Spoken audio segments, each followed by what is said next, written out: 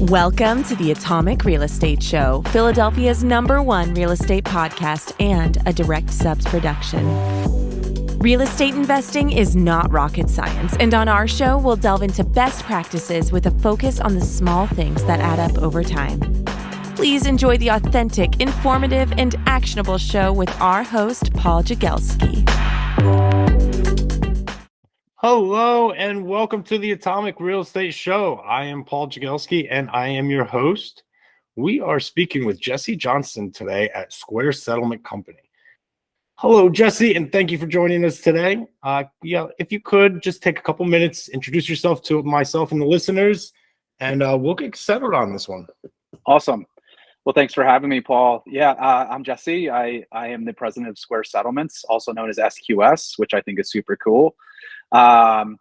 And I am a lifetime real estate guy. I've been in real estate. I love to introduce myself as saying I've been in real estate since the turn of the century, which is actually a true statement. I got into real estate in 1999, and so here I am, 24 years later, still in the real estate game. I've worn all the hats. So yes. So tell me about a couple of different hats that you wear, because Square is just the most recent one. Yeah. So it's interesting. If you talk to people who are in title insurance, most of them would tell you that they accidentally got into title, and it might actually be true here too. It might be true here too. But I'm very proud of what we're doing over at Square. But the story of getting there is kind of interesting because I started my career as a mortgage broker. Working with a mortgage broker, and then progressed through that to work with some of the greatest loan officers in the country, and some really cool stories there we could talk about. But also then in 2008, I got my real estate license. I waited for Lehman Brothers to go out of business, and I was like, it's a great time to get into real estate. Built a solo business 2008 to 2011, and when I had my second child, I decided that I wanted to build a team. And at the time I was a Keller Williams agent, and that was like a big deal. Built a team there. That's some balls. 2 kids and you're going to start a team? Yeah, we're going to do a team. No big deal. You know what? The team was really worked because I made a commitment to getting my kids to school in the morning and making lunches and being there after school sometimes. And it actually worked. Yeah, you're making me look like a little slum over here because I'm doing that now and I'm not building no team. Well, I mean, if you pay me enough money, I could teach you how to do it. So that's how this conversation is going to go. All right. But yeah, so I've continued to build teams, and I talk about how I accidentally got into title, but it's the strength of what I learned from 2011 till now, and I'm still learning is the value and how to build team and culture. And that is how I backed into title is, I worked for Compass, and Compass said, hey, we got this title company and it needs some leadership, and we want it to land. Right. And I feel very fortunate that I was tapped to help land one of their big products that they purchased in the Philadelphia market. Yeah, I can from personal experience say that it was a much needed help. Before you was some issues. So thank you very much personally on that one, as well as from the rest of the Compass world, because yes, we really do appreciate that. I have to be honest with you, as much as I'm giving credit on this stuff, the thing that I learned about growing team is it matters who you're in business with.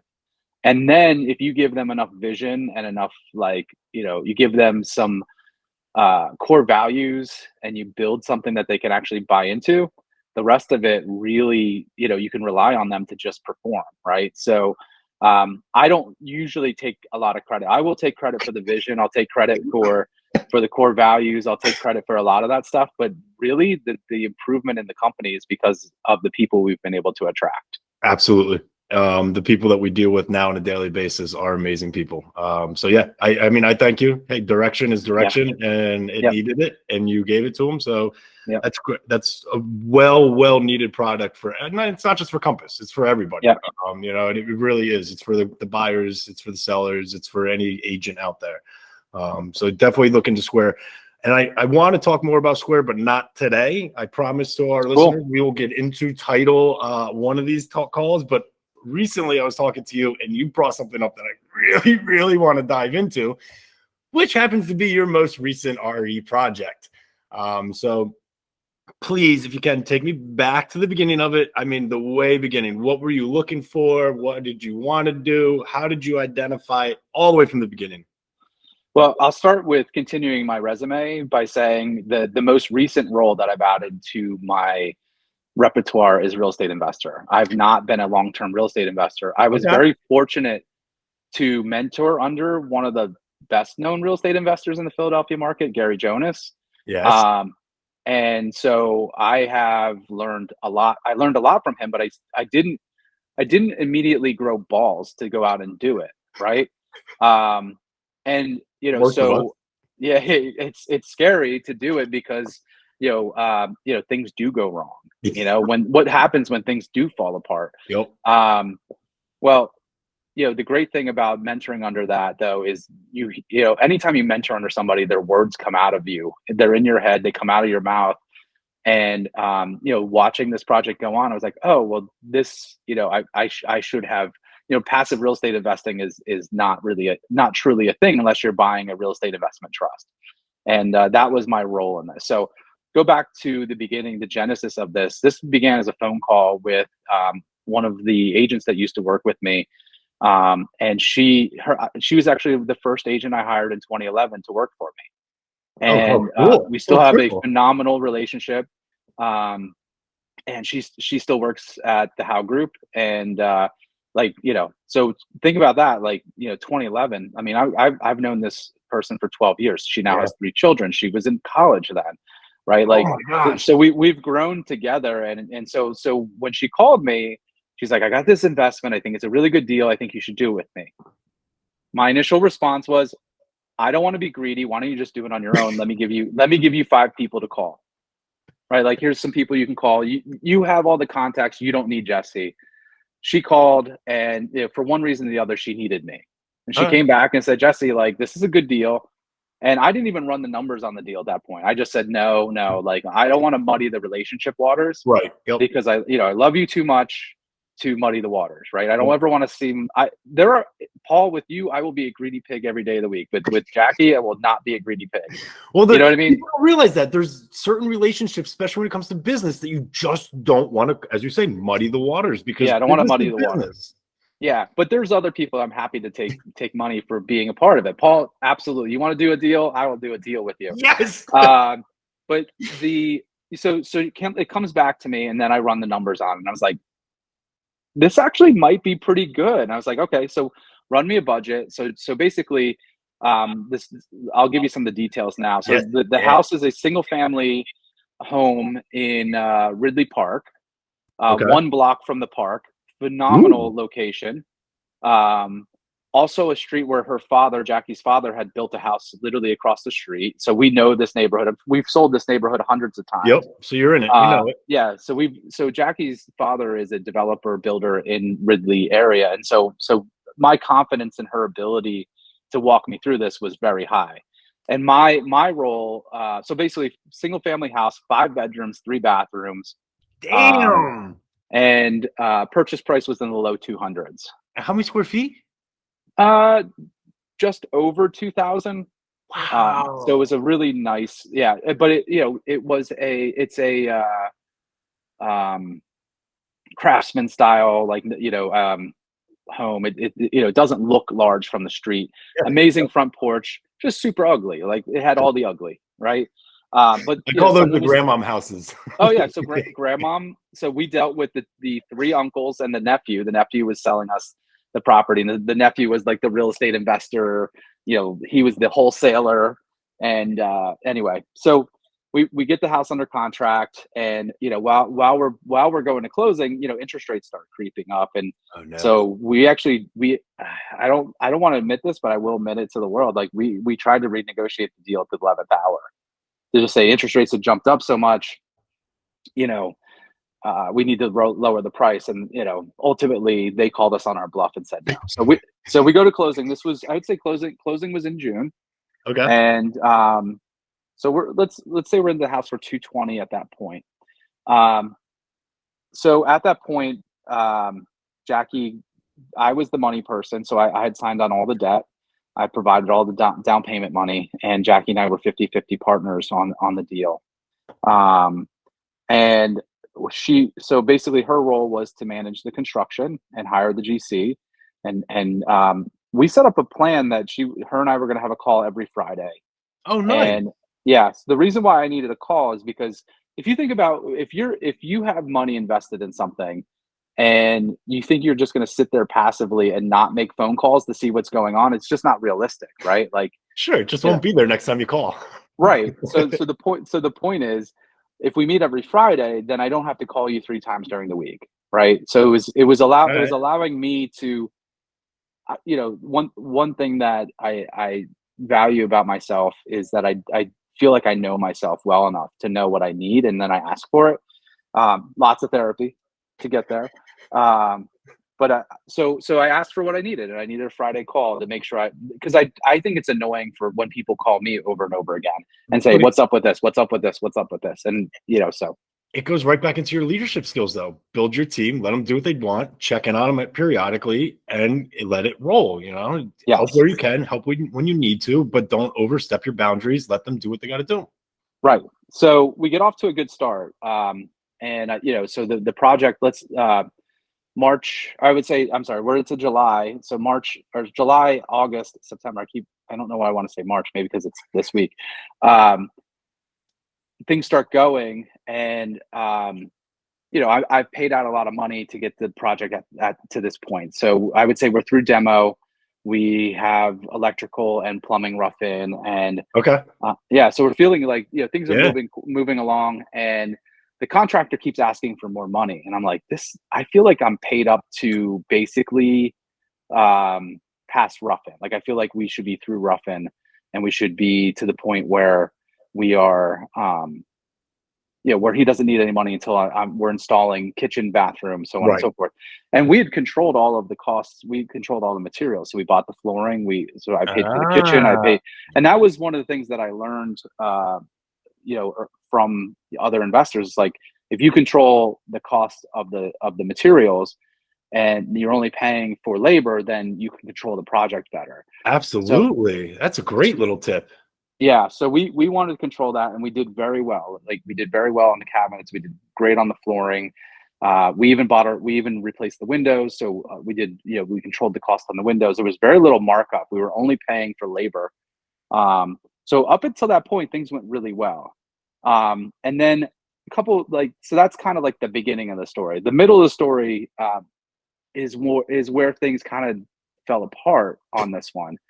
And I do think it's funny because there's a book called like when things fall apart. I think anyway, it's actually a super positive book, but what happened when it fell apart. And this is where not being a veteran in the investing world really got me, because veterans know that the middle of the project, your contractors tend to be a little bit needier because they get paid up front to get the project started, and then in the middle there's a little less pay, and if the project's taking long, they're stretching out their own wallets to keep themselves alive. So this is where the calamities tend to happen, and ours had all of them. Ours had our contractor ended up going in the hospital. His son was in the hospital. And this is like, a lot of times you hear these stories and it's like, it's funny. One of my buddies told me that his contractor's wife had her gallbladder out 6 times already.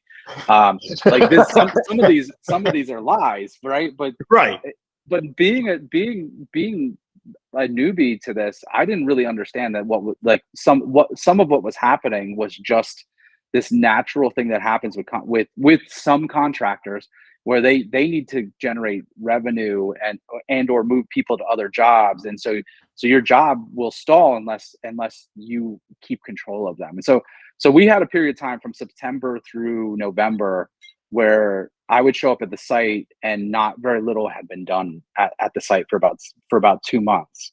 And the relationship with the contractor was now going negative as well, because I started saying no to paying him more money. right?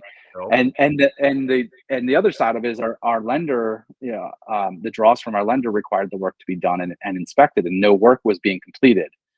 So That's a whole so nother that's aspect. yeah. Yeah, so that was like kind of like that middle piece. So work not being done, people not showing up, but still being asked to be paid. There was there was material, there was like tools stolen from the site, and he said that we stole his tools. Like it just started getting to this negative situation. And it's funny when I would talk to my investor friends, they're like, "Yeah, dude, that's totally normal. That happens all the You time." say I'm with like, a smile now. "Yeah, yeah." I'm like, what? This happens all the time. They're like, yeah, you let them get ahead of you. Yeah, like so the moral of the story is this: is what we learned is that a strong position for a contractor who's not being managed is to get your job in almost every way to 60%. And when you're at 60%, you almost can't afford to not continue the job with them, and then they Oh can my continue to God. they can continue to make revenue on you. So so you have to, so if you're not managing your job, if you're not watching your contractor, and you don't have a very, very clear plan of how they get paid, you can end up in this place where your kitchen 60%, your HVAC 60%, everything is 60%. And for you to stop and hire somebody else would almost cost you Cost you 100%. more. Yeah. Yep. So that was a really good lesson learned. And of course, a costly lesson learned, because, all this time you're paying for you're watching your carrying costs continue to go Oh up. God, So yeah. I mean, you just carried that place an extra 60 days that you didn't need to carry it whatsoever. Now you've yeah, changed the so market. Now you've changed price of wood. You've changed tons of things. yeah. So it was challenging. And so I brought in other contractors to take a look at the job, and they were like, Jesse, like it's probably in your best interest to push through. Uh Oh, yeah, because so then let's talk about November. So November, we have a come to Jesus meeting. He shakes my hand and says, I'll be out of here by November 30th. And he was out of there on November 30th, right? But like the work, now that, like I said, like this is how much money you're getting paid. There's, let's call it 20 grand was left in to pay you. He was rushing through the job, wow. and I showed up after he turned over the job to us and was like, I can't believe like this is the product, right? Sloppy finishes. It was so sloppy. I mean, if I could show the listeners, like like a corner was like this, right? Like the Oh, trim. ladies and So gentlemen, so, he's showing about a 65-degree angle. Nowhere but near 90. yeah. And the other issue that happened that I think is worth noting is I got sloppy. We got sloppy as the ownership management team That's of the trying to close. project, and stopped having our Friday meetings. So the Friday meetings really fell off sometime in September, because like, or maybe in August, because like, I'm away, she's away. Like, and then there's nothing to report. And then I'm showing up at the house and I'm like, what the hell's going on? And then, so there's this like, there's this thing that can happen where it's just like, nothing good is happening. Nothing good is happening. Right. So anyway, the contractor turns over the project to us, saying that it's finished, saying that it's beautiful. And I have a contractor come out and just take a look at everything. And we had to redo the majority of the work. Oh, When I say the majority of the work, we took out every piece of trim in the house and redid it. We took out half the drywall and redid it. Because it was like, it was patchwork together, because he was like trying to like use save little money. pieces. Yeah. So it was patchwork together. Any of the finish work was like so bad that we couldn't use it. So it had to be all like, all of the skimming had to be redone. It was Oh, and then we talked about the mechanicals. Now the best thing was the HVAC was good. So we finally got the heat turned on, but the plumbing itself wasn't done well. So there was leaks all through the house. And the first time we turned the water on, the sewer line backed up. they pour concrete down it? No, but he had told us that he had spent a week snaking the line. I was like, you spent a week snaking the line? I'm like, did you have somebody actually like put a Look at it. scope down? Did you scope it? And he goes, no. I was like, we put a scope down there. Of course, it needed to be replaced. So, so then, so now you're seeing how our budget was, let's call it between 85 and 100,000. At this point, I was already over because of soft costs and things like that. So I had to basically bring in new trades to finish the job. So I brought in a new plumber. I brought in a fantastic crew of drywall, paint, trim. Yep. Just phenomenal. Now, these guys are all union laborers, so they get paid really well. But I knew my project was going to get done, and at this point, we already had a buyer in place. The buyer was expected to close before the end of the year. Oh no! Yeah. So, because they were having their baby, the baby's coming. We're going to close by the end of the year. Oh my gosh! You can't script this thing, dude. No, it's getting good. It's getting good. So I got a brand new crew. Great plumber. Like, everything's going well, and we get to the end of the year, and the project's ready for inspections. It gets better. Wait, there's more. We go to the end and find out that the contract, the GC, didn't pull permits on the entire project. Oh my gosh. Oh my gosh. I can't believe I'm admitting this to the world. Like, you're actually going to put this out there. Dude, I don't mean to be smiling on my end. I'm happy you're smiling on your end. I mean, talk about life lessons learned through one project out of it. Yeah. So at the end of the day, like, if I was going to, passive investing is not passive. If you're doing at this level, you can't, you can be the money person, but the person running the project has to be, you have to have your systems and your processes and your people together. And what we learned is we had the wrong person as the general contractor. At the end of the day, if we had a better general contractor, or we managed him in a much different way, we probably would have got a different result. I don't think we would have got a great result, but I think we would have got a different result. Yeah. So at the end of the day, we're over. We ended up. So it took about a month for us to get our inspections done because we had to start from scratch. So that takes us through January. The baby's born. Good news, healthy baby. Yeah. Everyone's happy. They're staying at mom and dad's house around the corner. No big deal. I was just gonna say, how much you paying in hotel cost? I think, and so we ended up spending probably another $80,000 on fixing the house up, just because the type of people we had in there to finish it was very expensive. And you wanted to do it right. You didn't want to sell a patch job. You wanted to make it a home for somebody. Well, I think there's a quote like, a man in my position cannot be made to look ridiculous. I think that's probably the quote that goes through my head right now, right? I can't leave myself open like that. Right. And I want my reputation to be strong as someone who delivered a product that they're going to live happily ever after, and they have this baby, and I'm like, I'm sorry, I couldn't turn over a house that wasn't right. Well, and the flip side about it, they're going to talk about you now on a positive note for how many years versus a negative note for how many extra years. Yeah. So, and as you say, the name goes so much further. Money can be made. Money can be lost. Money can be made. The name is everything. And if you lose that, especially in this city, you're done. We talk. We all know each other one way or another. It gets around, and you want to keep your name nice and clean. Yeah. So that was important to me. I look back at this, and I can smile about it because there's a couple things. This if I was to go back and hindsight's 2020, doing a flip doesn't match my investing goals. So what the hell was I doing doing a flip, right? Yep. I was helping a friend out, and I'm not mad at her either, right? I look at this and said I made the decision to invest in it because I thought I could make some quick cash.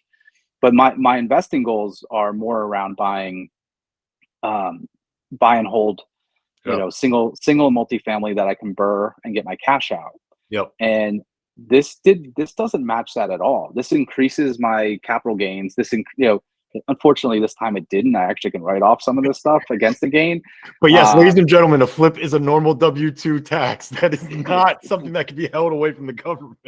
It's yeah. So a flip, I mean, honestly, flip's worse than a W-2 tax. I mean, because you're going to get hit with short-term capital gains, so you're going to end up paying 35% tax on it. So this job is supposed to make $100,000, and even if I had to pay 35% tax on that, it's a lot of risk to the reward and time. And time. Yeah. Well, because you can't passively manage a flip. No, absolutely. Like, as you say, even your Friday calls and just check-ins is still time. Yeah. And people don't understand that part out of it. That's still time that you got to take out of your normal day to go do this quote unquote passive thing. And then at the end, you're still going to get taxed on it, as you say. And those were just projections that you're crossing your fingers to hope to get to. And thankfully, you had a buyer. I mean, what if you didn't have a buyer? Now you're going through a winter spell that you didn't expect to have to go through. More mortgage, more gas, more electric, more taxes, more fees. Yeah. And now you got to wait for spring market and hope to try and recover it. And look what happened this year with spring market. Nobody knows yet. Yeah. I'm happy that we had a buyer. I'm sad that we weren't able to get them in before the baby was born. Yeah. But I don't, like I said, it's almost like a rom-com like this. It's like, it's not that there's no romance involved. It's just like comedy, right? Like, but it's pretty funny. And again, I think I could sit here and smile because I'm fortunate enough to be in a position to have lived through this and to be on the other side and not being in a place where it has damaged me so that I can't recover. Two, it gave me so much clarity on where my goals really are. I have two daughters, which you can see behind me, and my oldest is 14. My younger one is 11, and I don't have that many years left to like set them up for life. Yep. And set them up or help set them up for life. And the Burr investing is a lot more in alignment with my goals. And it's interesting because I'm actually I just started a course on flow, and one of the things that is required for flow is focus, right? And then second thing is required is really high goals, right? Yes, and so if you have a focus and you have really high goals, like and you work and you struggle to get there, you will eventually, if you don't quit, hit flow state. Yes. And so distractions are not a part of flow state.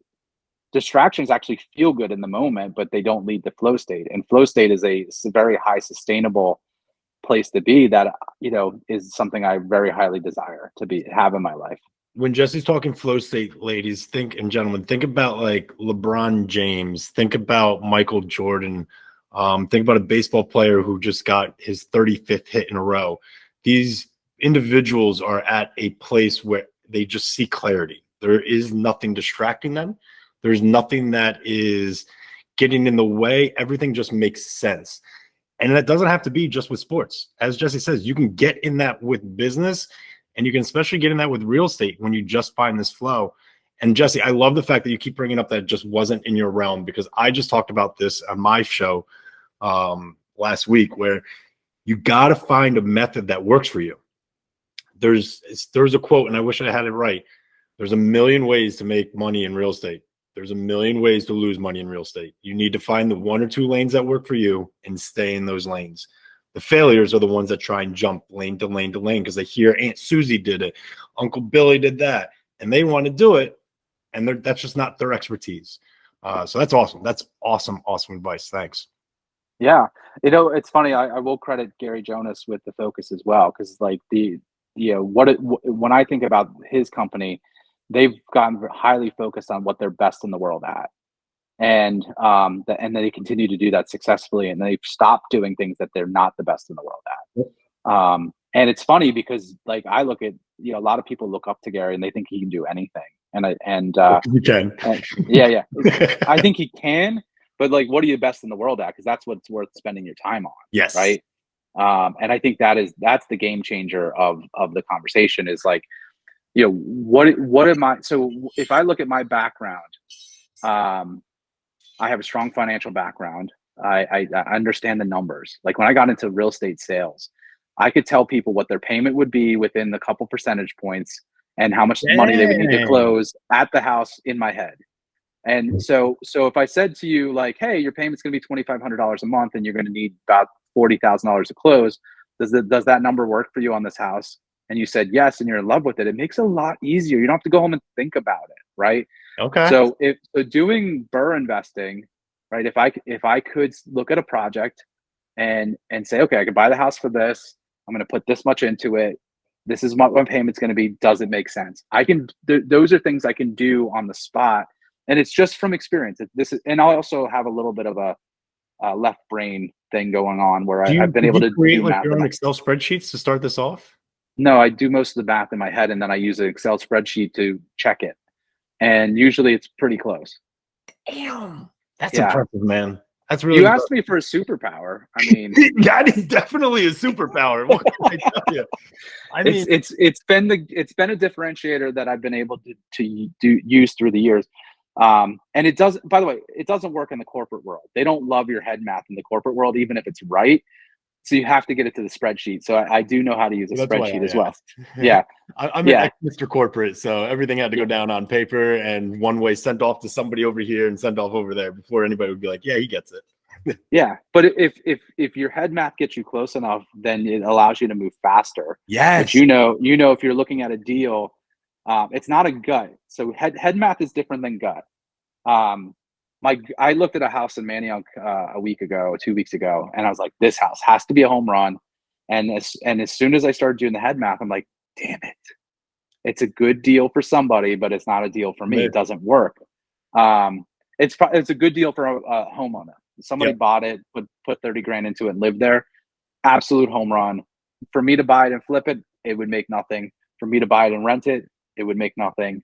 And it didn't take me more than, like, I was driving away from it going, nope, doesn't work. Look, just like, how does that not work? And I called my friend who showed it to me. I'm like, I'm sorry I wasted your time. I should have done the head math before I showed up. It doesn't work. Well, I also like how you threw in a couple different strategies there. You're not just banking on one. You have another exit strategy if this first strategy doesn't necessarily work. Yes. So you're not just banking on, hey, I can only hold, I can only flip. All right, does these two things work? No. Does this one work? No. All right, then that's it. Those are my two games. That's what I'm out on. That's awesome. That's a really cool superpower to have, because I can tell you from my point of view, it takes me a good 30 to 45 minutes to analyze a property properly. Yeah. And it's me using a couple different sheets here and there and looking up a couple different things on maps and so forth. So that's pretty impressive if you can do that real quick. And that's a really cool superpower. I appreciate it. I have to tell you, you do have to do what you do. Like, you do have to do the sheet. There, don't let me fool you. Got to do the sheet. I'm not getting off the sheet. Jesse, the sheet is that's my only lifeline over here. Yeah, exactly. So you say you like to do the BRRRRs. How many rental properties do you own? So I'm on my third now. Okay. Again, my last career that I started is as a real estate investor. So first one I bought in 2021. Oh, so you're like me. I like it. Yeah, just started. Yeah. So prior to that, I was very fortunate to invest in a couple of, like, syndication type deals and things like that. But doing things on my own or with a small partnership, I started in 2001. I bought a home for $65,000 in Coatesville. But what I loved about the home, it was built in 1994, so it had all modern stuff in it, and we put so that's a perfect BRRRR example. We put 35,000 into it. So let's say we're 100,000 into the house, and it appraised for 165,000. We took an 85% cash out loan. We did a DSCR loan, debt service coverage loan for the crowd. And that house cash flows about $400 to $600 a month right now. And so that's the perfect one. If I could do that, 20 times, it would be fantastic. Now, what I love about that house, one is Coatesville is actually doing really well. There's a bit of a downtown recovery happening, and there's new things opening. So I'm excited about that. And we've repeated that a couple times elsewhere, and looking to do that. That's got to be the strategy, in my opinion. At this point in life, I love the BRRRR strategy because it allows me to make the most out of my my limited assets. I don't have all the money in the world, women or ladies out there. Sorry, but someday I will. Yeah. But right now I'm spending it on my daughters. So I get that feeling. Where else are the other two located? So Delco, Darby. Dang. Yeah. So we did well on one in Darby recently that is I'm very excited about. So that one we purchased for 120. Okay. But again, put 35 into it. It appraised for 215, and we did again 85% DSCR cash out loan on Nice. that. That one doesn't cash flow as much because of the interest rates. Okay. But are you looking for single families, multifamilies? I would do either. My preference would be multifamily, but single families have been what's available. Yeah. So, but yeah, that's a good example of another burr, and I'm supposed to be looking at a triplex this week. So nice. Yeah. So thinking about last year, first 2021 I bought one, 2022 I bought two, 2023 I'd like to buy 2 or 3, and then kind of continue that path. Right. Yep. I feel, with my life that works for me, and I don't know. I think consistency is as important as hitting the home runs. So yeah, I'm very positive on consistency. And again, sticking to your metrics, sticking to what your focus is, finding flow, writing big goals. Here's an interesting story. You'll like this. Because I bought the Darby house and the Ridley Park flip, both the Darby burr and the Ridley Park flip, basically in the same month, like 2 weeks apart. And but I had written a goal with my accountability partners that I was going to put at least one deal under contract before the end of the quarter. And I was like, almost the end of the quarter. And everyone's like, here's 2 deals. And I was like, man, what a great, so I've been continuing to kind of put that out there in the world, in the universe. Like, hey, this is my goal. I'm going to put something under contract. I've put a, goal of purchasing another home for my family, and really being focused on these goals, and having what does it feel like to have those goals, in my meditation and stuff like that. Yeah. So, I hear all the time people sit there and say, and I read these quotes, don't tell people your goals, keep everything internal. I'm exact opposite, man. I want to tell everybody my goals because I want to find who's on the run for the ride with me. Like, hey, come on with me. Hey, jump on this bus. All right, come on over. Let's do this together. I don't know. I'm with you. I like to tell everybody my goals. It's amazing what will come to you by telling people your goals. I want to get one deal in a quarter. Here's 2 of them. Yeah. Well, that was great. And the other thing I would say is, I mentioned that I have accountability on it.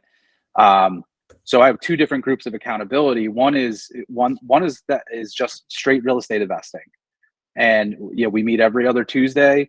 We talk about what our goals are. And, we talk about a lot of other things too, but it's really focused. And what's interesting is everybody needs help at different intervals. So sometimes it's about me. I do like to make things about me. If you haven't noticed on this podcast, I do like to hear my own voice. But the other one that I'm in is a little bit more holistic mastermind group. And yes, there's a lot of real estate investors in there, but we're doing other stuff. So I spend more time talking about my real estate investing goals with my real estate guys, and I talk about my other stuff with my other group. Whether it's spiritual growth, professional growth, all of those things. To me, that's been the most valuable. I don't think you should share your goals with everybody. If I told my mom, hey, I'm going to go buy this house, she'd be like, sweetie, I would be very careful. This is so true. I get it. And I love my mom, but I wouldn't. I would say find a group of people that have common goals, which is what you said. It's I want to find out who's my ride or dies, who's coming with me. Yep. The Jerry Maguire, who's coming with me. Yeah. You don't want to be standing alone in a room of people that think you're stupid. Hey, I never want to be the smartest person in the room. So if I dang, there's a problem with that room. Exactly. But the point is you should share your goals with certain people, and those are the people that will stand next to you. I got a text this morning from one of the guys in my group, and he's like, dude, I can't wait for you to get this house. Right. And so that's the level that you want. And when you find that, it's another part of like, finding this flow state, of finding this, like, that lifestyle of whether it's being a real estate investor or whatever. So how are you decompressing after one of these nice long weeks of yours? I'm really good at relaxing. I have to tell you, man, like, I sleep well at night. So I do a lot of meditation now. So I'm in a so I'm doing a lot of meditation right now. So twice a day is the goal, and I have accountability on that, because twice a day is a hard practice to build. Yes, it is.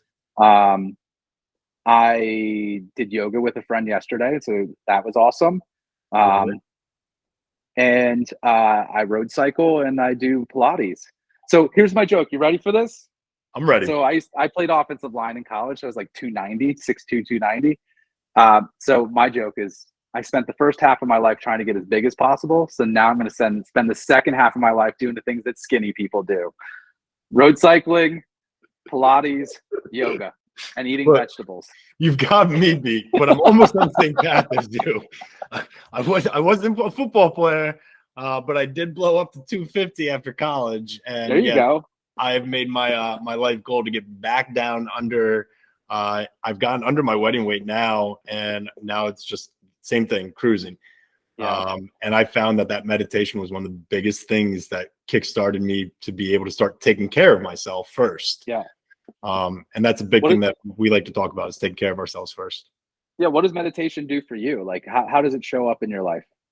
So I try and meditate like you twice a day. I try and do it both early and late. So kind of to start my day and to kind of end my day.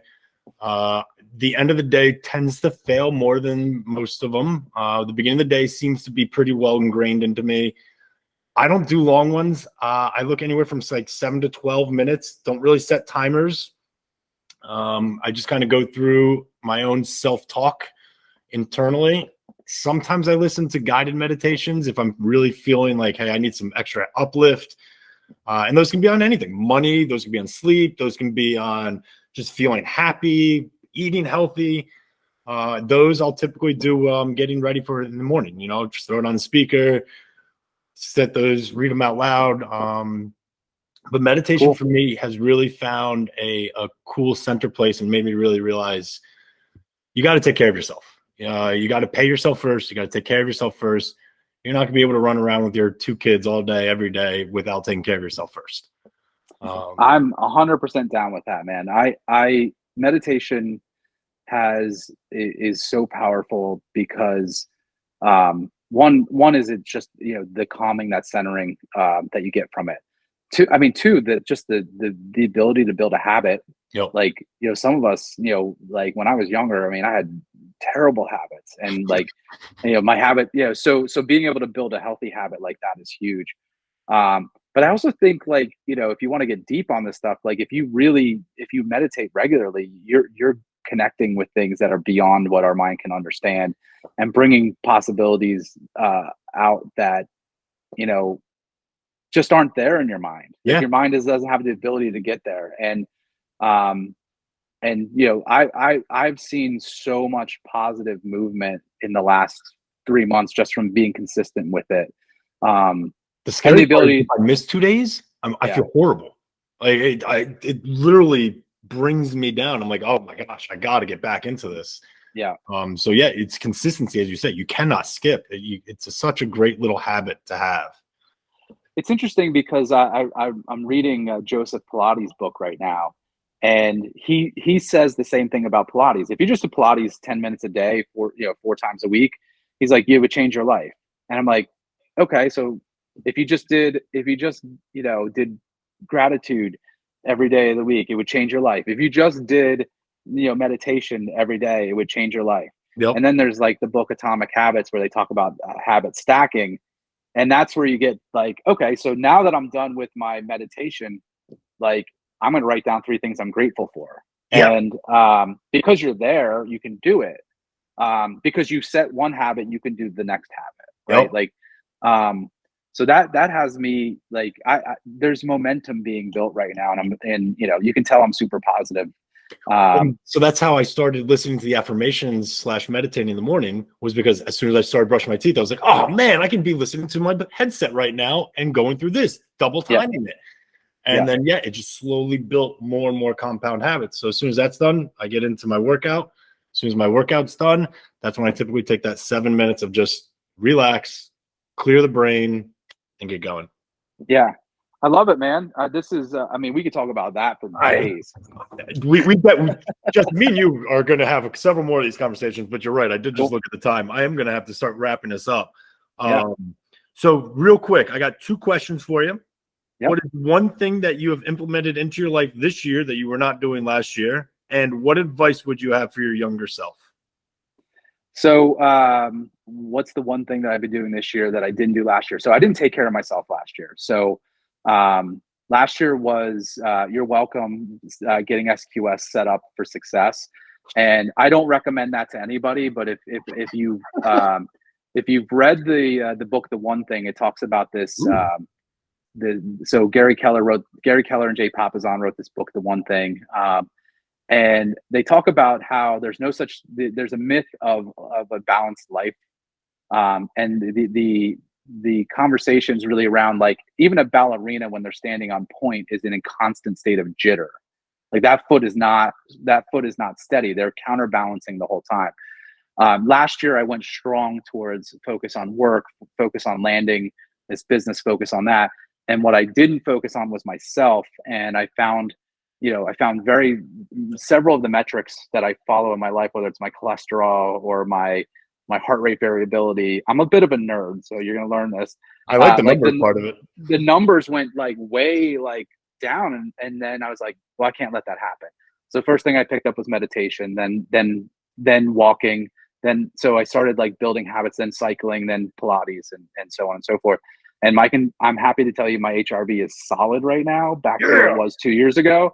And that's something that I really look at and say, my parasympathetic and my parasympathetic and sympathetic nervous systems are in balance.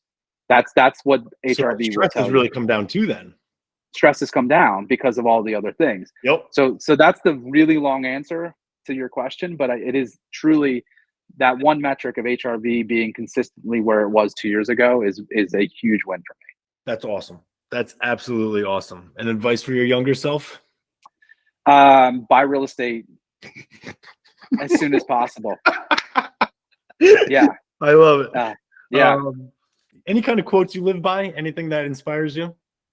Well, I've been pondering. There's a book called When Things Fall Apart that a friend recommended to me. And by the way, it's not all negativity. It's actually an incredibly positive book. But the quote that I have from that I really love is, "This very moment is the perfect teacher, and it's always with us." And that's by Pema Chodron. She's a Buddhist monk, and she has several books out there. But meditation allows me to be in the moment, right? Yeah. Like I'm here with you right now, and I don't know if you noticed, but I turned the interview around on you because I wanted to hear how you use meditation. Yes, you did. But yeah, being in the moment allows you to really experience what's happening and learn from it, right? Yeah. So, and my reactions to what's happening to me right now is a lesson that I can learn, right? I'm really enjoying this conversation. What's the lesson in that?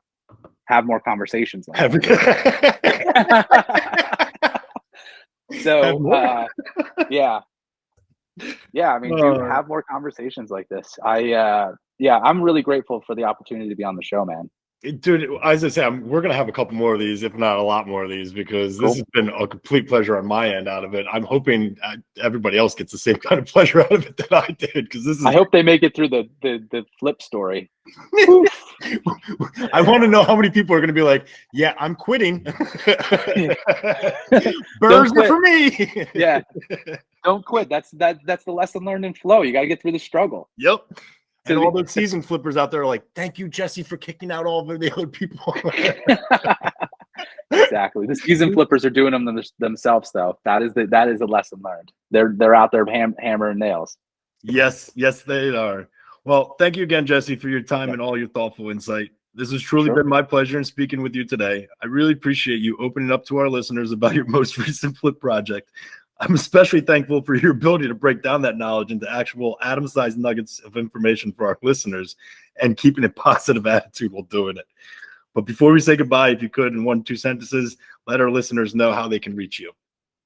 Yeah, so I am at Jesse Johnston _ on the social medias, and Jesse at SQStitle.com. That's JESSE at SQStitle.com. And no, I didn't have a girl when Jesse's Girl was popular, so I hate that song. I have something to tell you all. All right. That's the end of our episode of the Atomic Real Estate Show.